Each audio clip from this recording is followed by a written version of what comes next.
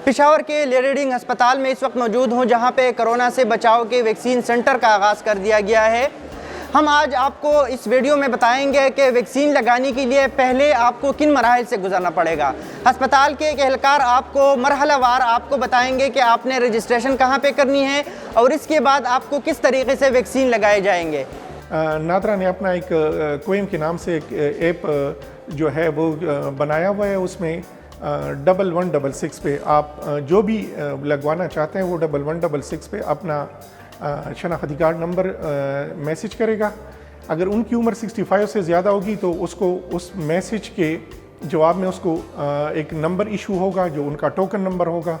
वही नंबर और साथ में उसको सेंटर का नाम भी बताया जाएगा कि आपने कौन से सेंटर में, और डेट भी बताया जाएगा कि कौन से सेंटर पे आपने किस तारीख को जाके उधर वैक्सीन आप को लगेगी। जिसको कोड नंबर मिला होगा सिर्फ उसको हम वैक्सीनेट करेंगे। तो जिसके पास कोड नंबर होगा वो सबसे पहले आएगा। यहाँ पे ये हमारा रजिस्ट्रेशन काउंटर है।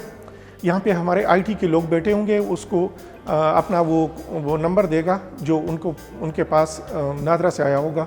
वो इसको इधर वेरीफाई करेंगे। रजिस्ट्रेशन के बाद जो एलिजिबल होगा और हमारी आईटी डिपार्टमेंट उसको क्लियर करेगी कि इसकी रजिस्ट्रेशन हो चुकी है।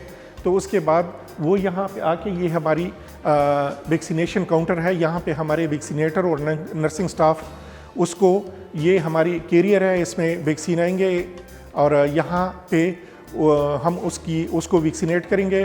वैक्सीन लगाने के बाद उसका जो प्रोटोकॉल है वो पेशेंट हमारे पास इधर तकरीबन 20 से 30 मिनट वेट करेंगे कि उसको कोई कोई रिएक्शन या इस तरह का कोई मसला ना हो जाए। उसके बाद हम उसको फारिग करेंगे जी। और इसका प्रोटोकॉल ये है कि 2 वैक्सीन लगेंगे। तो अगले वैक्सीन के लिए नादरा से ही उसको एक दूसरा नंबर इशू होगा और साथ में उसको तारीख़ और जगह का भी उनको बताया जाएगा उस SMS में कि आपने अगले वैक्सीन के लिए कौन से तारीख़ को कौन से सेंटर पे जाना है।